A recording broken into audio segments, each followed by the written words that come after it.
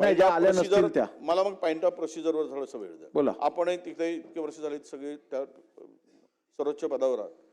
आम्ही कधी वाचायचं आणि काय उत्तर कळायची तुरंत आल्याबरोबर. आता आमच्या हातात अजूनही लक्षवेधी नाही. आपण लक्षवेधी पुकारली अध्यक्ष महोदय. पॉइंट ऑफ प्रोसिजरनुसार लक्षवेधी ही ठीक आहे, एक आपल्या मिनिट. प्रश्नाचा तास सुरू या होण्यापूर्वी संदर्भातली मी आमच्या त्वरित माहिती मागवतो आणि जर का लक्षवेधीची उत्तरं वितरित केली गेली नसतील तर मी संबंधित खात्याला आणि मुख्य सचिवांना असे निर्देश देत आहे की लक्षवेधीची उत्तरं सकाळी सभागृह सुरू होण्यापूर्वी वितरित होणं आवश्यक आहे, ती त्यांनी करावी.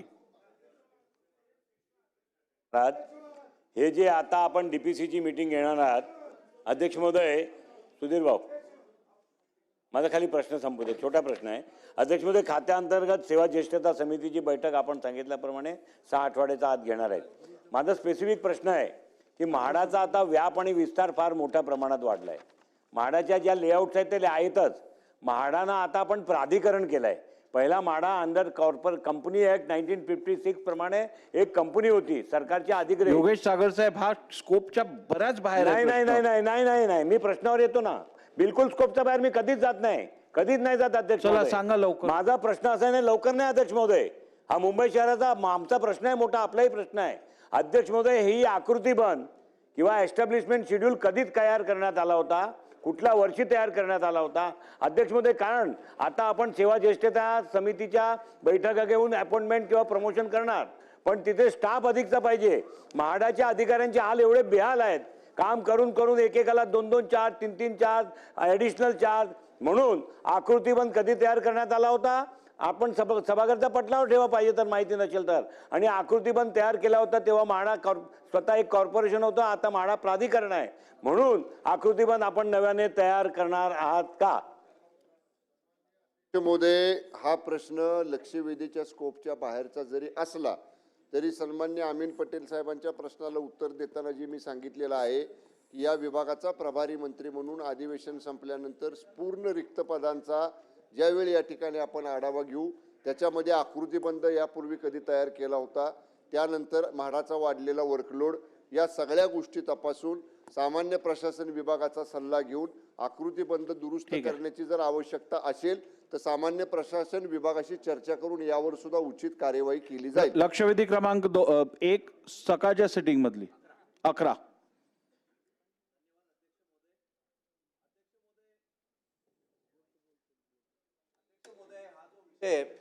हा वांद्र्यातील शासकीय वसाहतीच्या संदर्भात आहे.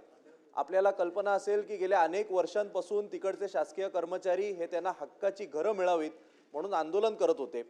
विधानसभेच्या निवडणुकीच्या पार्श्वभूमीवर 14/10/2024 साली सरकारने एक परिपत्रक काढलं, GR काढला आणि सांगितलं की सर्वे नंबर म्हणजे जो आमचा पूर्ण वांद्र्याचा सर्वे ज्याच्यात आता अख्खी गव्हर्नमेंट कॉलनी वसली आहे तिकडे आम्ही तुम्हाला प्लॉट देऊ. आणि मग विधानसभेची निवडणूक झाली, परत एकदा नवीन सरकार आलं आणि म्हणून आता एक सरळ सोपी मागणी आहे, ती म्हणजे हा प्लॉट तुम्ही किती मोठा देणार आहात आणि हा कधी देणार आहात. त्यामुळे प्रश्न क्रमांक 1, GR काढल्यानंतर आजपर्यंत तुम्ही वांद्र्यामध्ये वेगवेगळे IAS, IPS आणि इतर कुठल्या कुठल्या अधिकाऱ्यांना 14 प्लॉटचं वितरण केलंय, तेव्हा कुठली समिती तुम्ही बनवली नाही. मग यावेळी तुम्ही समिती का बनवली? समिती बनवायची होती तर समिती बनवायला 7 महिने का लागले? समिती बनल्यानंतर समितीची बैठक घ्यायला 3 महिने का लागले? असे माझे 2-3 प्रश्न आहेत. आणि शेवटचा माझा प्रश्न आहे की जी काही समिती बनवली यामध्ये तुम्ही अधिकारी घेतलेत, भाजपचे 2 पदाधिकारी घेतलेत, शिंदे सेनेचा 1 पदाधिकारी घेतला, अजितदादांच्या पक्षाचा 1 माजी आमदार घेतला. मी तिकडचा स्थानिक लोकप्रतिनिधी असून या समितीमध्ये मला का नाही घेतलं, हा सुद्धा माझा एक प्रश्न आहे. आणि म्हणून मी 4-5 प्रश्न विचारलेत, त्याच्यात सगळ्यात महत्वाचा आमचा प्रश्न तो म्हणजे तुम्ही किती मोठा प्लॉट आम्हाला देणार शासकीय वसाहतीला, त्याला FSI किती देणार आणि हा कधी देणार, आणि बाकीच्या उर्वरित प्रश्नांची सुद्धा उत्तरं मिळावीत. अध्यक्ष महोदय, कॅबिनेटच्या निर्णयाप्रमाणे या बांद्रा वसाहतीमध्ये जे राहणारे आहेत त्यांना कायमची घरं देण्याचा निर्णय हा झाला होता. आणि त्यानंतर त्याच ह्याच्यामध्ये मुख्य सचिवांच्या अध्यक्षतेखालची समिती स्थापन करण्याचा पण निर्णय त्याच वेळा झाला होता. त्याचबरोबर बांद्रा वसाहतीतले ज्या इमारती आपण ज्या केल्या, आपल्याला पण आमदार महोदयांना पण माहिती आहे की याच्यामध्ये साधारण सगळा जो प्लॉट होता आपला तिथला तो 90 एकराचा अध्यक्ष महोदय आहेत पूर्ण. त्याच्यामध्ये 370 इमारती अस्तित्वात होत्या. यापैकी 68 धोकादायक इमारती पाडण्यात आल्या. त्याचबरोबर उच्च न्यायालयाला पण आपण काही जागा तिथली जी आहे ती आपल्याला देण्याचा निर्णय झाला. त्याच्यातल्या साधारण त्या याच्यातल्या 44 इमारती आपण हे केल्या.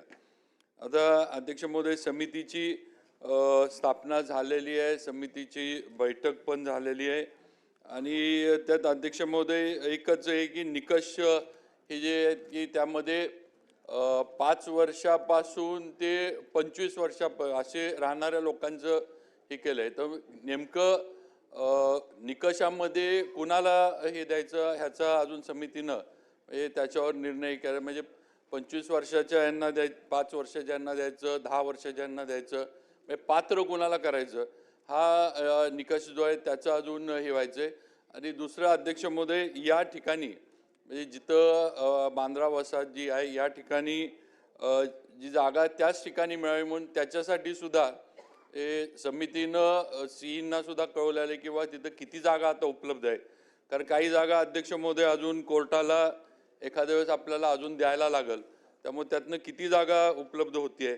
आणि त्याचबरोबर जर या ठिकाणी जागा उपलब्ध याच ठिकाणी होऊ शकली नाही तर MMR जो रिजन आहे त्याच्यामध्ये जागा कुठं उपलब्ध होतीये आणि त्याप्रमाणे मग पुढचा जे काय ते निर्णय एकदा निकष आणि जागेचं सगळं कळाल्यावर आपल्याला घेता येईल. दुसरं असं काही म्हणजे स्थानिक लोकप्रतिनिधी म्हणून मुद्दामून त्यांचं नाव आमदार साहेबांचं घ्यायचं असे नव्हतं, अनावधानाने ते राहिलंय. त्याच्याबद्दल पण समितीला आम्ही सूचना करू किंवा त्याच्यावर त्यांनी निर्णय करावा. ठीक आहे. नाही, एक मिनिट. आता 12:29 झालेली आहेत. 1:30 आपण लक्षवेधी घेणार आहोत. अजून 12 लक्षवेधी व्हायच्या आहेत. 1:30 जेवढ्या लक्षवेधी झाल्या असतील तेथे मला थांबायला लागेल आणि 1:30 वाजल्यापासून आपल्याला त्यानंतर 2 बिलं आहेत ती बिलं घ्यायला लागतील. त्यानंतर आपण अंतिम कालचा जो प्रस्ताव आपला ऑनलेग आहे तो साधारण 45 मिनिटं चालवणार आहोत आणि त्यानंतर अंतिम आठवडा प्रस्तावावरती चर्चा सुरू होईल. आपण म्हणालात, मी आपलं उत्तर बारकाईने ऐकलं. सर्वप्रथम म्हणजे अनावधानाने लोकप्रतिनिधीचं आमदाराचं नाव सुटून गेलं, पण भाजपच्या 2 पदाधिकाऱ्यांचं नाव तेव्हा ध्यान होतं. शिंदे सेनेच्या एका पदाधिकाऱ्याच्या वेळी ध्यान होतं आणि दादांच्या माजी आमदाराच्या वेळी ध्यान होतं. ठीक आहे, माझं काय म्हणणं आहे, हा विषय माझा नाहीये. मी तुमच्याकडे मंत्री म्हणून पाहतच नाही, मी तुमच्याकडे राजा म्हणून पाहतो. हे जे सगळे कर्मचारी आहेत ही आपली प्रजा आहे. राजाने प्रजाला उदारमनाने देऊन टाकलं पाहिजे. तुम्ही आज काय म्हणालात की जीआर मध्ये असताना सुद्धा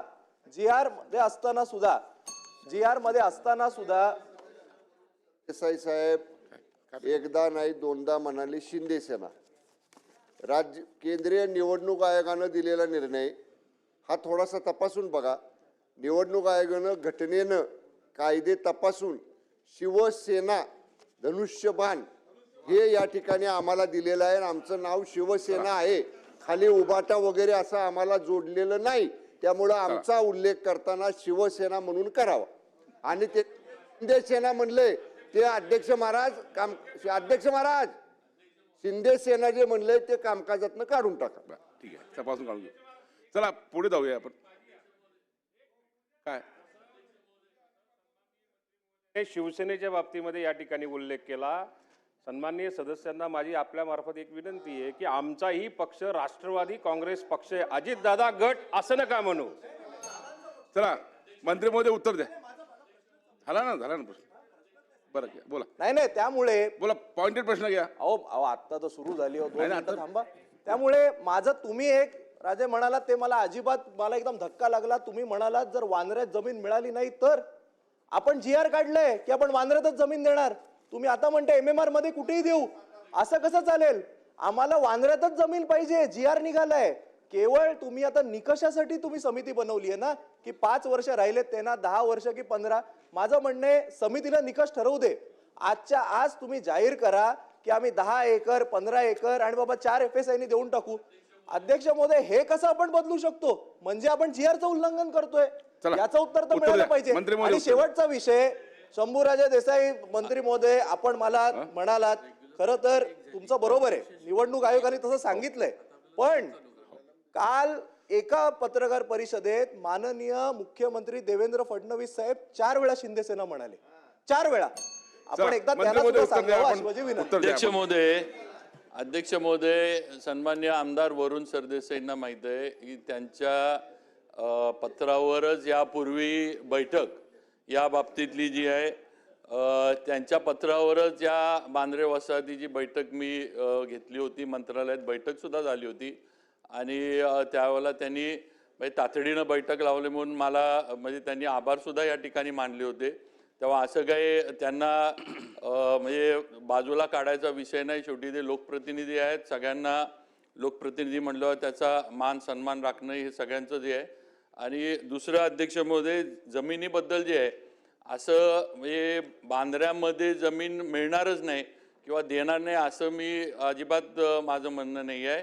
डिपार्टमेंटकडं आम्ही समितीनं जी मुख्य सचिवांच्या अध्यक्षतेची समिती आहे त्यांनी जमीन कुठं उपलब्ध होती आहे बांद्र्यामध्ये, कोर्टाला अजून अतिरिक्त जमीन जी लागणार आहे त्याचं काय हे सगळं बघून जे काही त्याच्यातनं म्हणजे जमीन कुठं किती उपलब्ध होते त्याप्रमाणे आम्ही नक्की निर्णय घेऊ. शासनाचा निर्णय झालाय. हेल्थ इमरजेंसीज अनप्रेडिक्टेबल होती है, तो आपका बेस कवर कितना होना चाहिए सोचा है?